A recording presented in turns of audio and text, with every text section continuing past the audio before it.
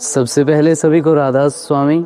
मैं आपका दोस्त हुसन सिहाल परमारत में आप सभी का तहे दिल से स्वागत करता हूँ जी। कल हमारे संत सतगुरु बाबा जी ने कालू की बड़ में आकर बहुत सारे हिमाचल की संगत को अपने अनमोल दर्शनों से निहाल किया। वहाँ की बहुत सारी वीडियोस वायरल हुई जिनको आप स्क्रीन पर देख सकते हैं। आपको बता दें कि इसका व्लॉग हमने बहुत समय पहले कवर किया हुआ था, लगभग 2022 के करीब। हमारे पास वो फुटेज पड़ी हुई थी। मैंने सोचा कि आज आप सभी के साथ इसका इतिहास शेयर करें। मैं जितनी इंफॉर्मेशन निकाल सका हूँ वो आप सभी के साथ शेयर करने जा रहा हूँ। आप जी ने इस वीडियो में अंत तक बने रहना है। तो आओ शुरू करते हैं। आज हम जिस स्थान की बात करने जा रहे हैं वो कोई आम जगह नहीं है। वो जगह है जहां सन्नाटा भी शब्द की गूंज सुनता है।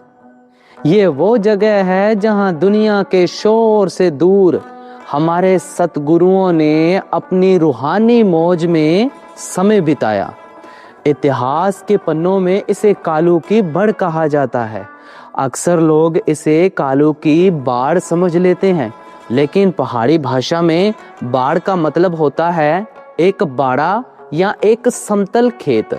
हिमाचल प्रदेश चिंतपूर्णी के नजदीक स्थित बसा ये स्थान आज भी उस पुराने समय की गवाही देता है जब वहां पक्की सड़कें नहीं हुआ करती थीं। आज हम एयर कंडीशन कारों में बैठकर डेरा ब्यास जाते हैं, सुंदर सत्संग घरों में बैठते हैं, लेकिन क्या आपने कभी सोचा है कि ये सब हमें कैसे मिला? ये उन महान तपस्वियों की देन है जिन्होंने नंगे पैर पहाड़ों को नापा, जिन्होंने घोड़ों की पीठ पर पूरा पूरा दिन सफर किया और कच्ची झोंपड़ियों में रातें गुजारी। आज की इस वीडियो में हम आपको 1940 इट मीन्स 1940 के दशक में लेकर चलेंगे। हम जानेंगे कि कैसे बड़े महाराज हुजूर बाबा सावन सिंह जी महाराज ने इस जगह को चुना और कैसे 1948 इट मीन्स 1948 में जब संगत का दिल टूटा हुआ था तब महाराज जगत सिंह जी ने यहाँ बैठकर रूहानी ताकत को समेटा। और सबसे खास हम उस चिट्ठी का जिक्र करेंगे जो प्रेम और बिरह की मिसाल बन गई। तो आइए इतिहास के इस सफर पर चलते हैं। बड़े महाराज के तप और संघर्ष के बारे में जानते हैं। साध संगत जी, बात उस समय की है जब संत मत का पौधा हिमाचल में नया नया लगाया जा रहा था। प्रेम की विरासत, ध्यान से सुनिएगा, प्रेम की विरासत it means legacy of love पुस्तक में एक बहुत ही भावुक जिक्र है। 13 नवंबर 1966 13 नवंबर 1966 को लिखे एक पत्र में महाराज चरण सिंह जी याद करते हैं कि कैसे बड़े महाराज जी उन दुर्गम स्थानों पर पहुंचते थे।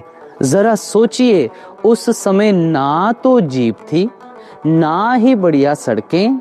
महाराज जी लिखते हैं कि बड़े महाराज जी कई बार 10 से 20 मील पैदल चलकर और कभी तो पूरा दिन घोड़े पर सवारी करके उन स्थानों पर पहुंचते थे। वे कहाँ ठहरते थे? किसी 5 स्टार होटल में नहीं, बल्कि एक ऐसी छोटी छोटी झोंपड़ियों में जिनमें हवा आने की भी जगह नहीं होती थी और स्नान गृह होने का तो सवाल ही नहीं था। कालू की बड़ को बड़े महाराज जी ने इसलिए चुना था क्योंकि डलहौजी में भीड़ बहुत बढ़ गई थी। उन्हें अपने सिमरन भजन के लिए एकांत चाहिए था।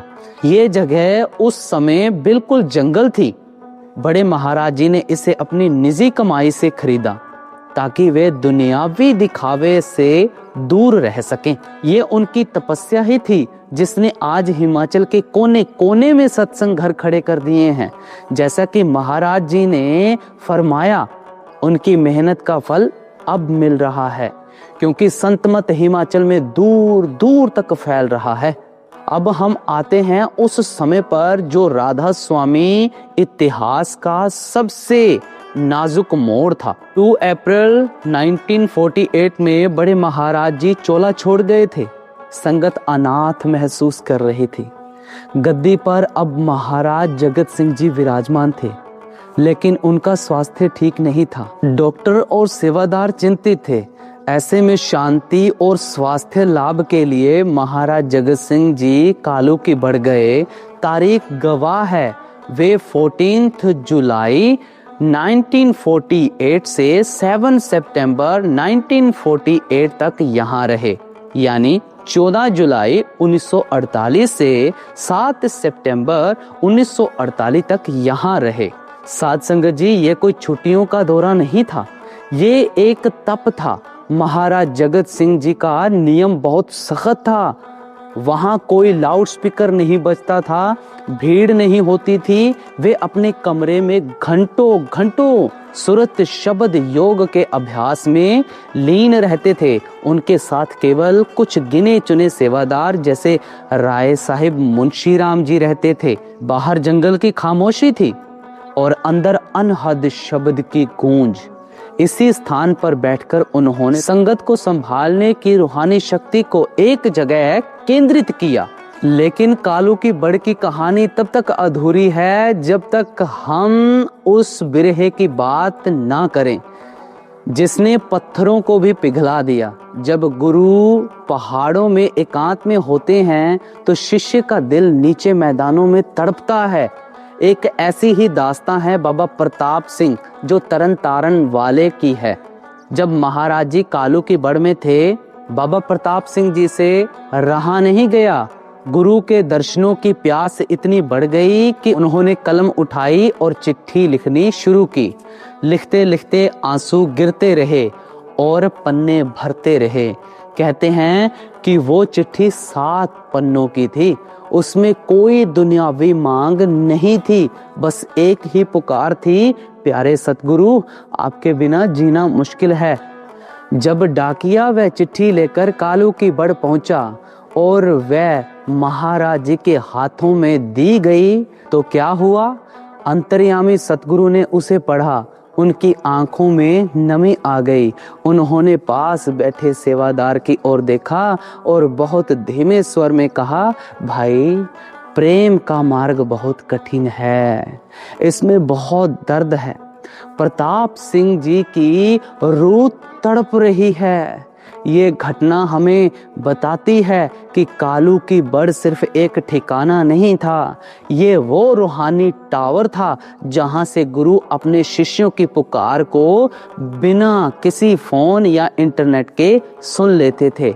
वहां की हवाओं में आज भी उस प्रेम की महक है। समय का पहिया घूमता रहा। 1975 में प्रेम की विरासत में महाराज चरण सिंह जी लिखते हैं कि हिमाचल का दौरा बहुत थका देने वाला था, लेकिन इन सीधे साधे पहाड़ी लोगों का इतनी दूर से सत्संग सुनने आना उनके लिए एक अपूर्व अनुभव था। हिमाचल की संगत को भोली भाली संगत मानते हैं सतगुरु। उन्होंने कहा कि यहाँ के लोग ईमानदार, निर्दोष और सच्चे हैं। ये बातें महाराज चरण सिंह जी ने प्रेम की विरासत में लिखी हुई हैं। आप जी ने ये लिखा कि सत्संग के समय उनकी आंखों से जो प्रेम झलकता है, यानी कि हिमाचल की संगत के लिए ये बात लिखी गई है कि जब वो सत्संग सुनते हैं तो उनकी आंखों से जो प्रेम झलकता है और आंसू बहते हैं, वह देखते ही बनता है कि वो अपने सतगुरु से कितना प्रेम और प्यार करते हैं। और कल 17 फरवरी 2026 वो सारे पल बाबा जी ने आकर ताज़ा कर दिए। वो महाराज सावन सिंह जी की बातें, महाराज जगत सिंह जी की बातें, चरण सिंह जी की बातें, सारा माहौल ताज़ा हो गया। आपको बता दें कि बाबा जी ने यहाँ पर आने का प्लान बहुत बार बनाया, लेकिन कभी बाबा जी को कोई काम पड़ जाता था, कभी कोई काम पड़ जाता था।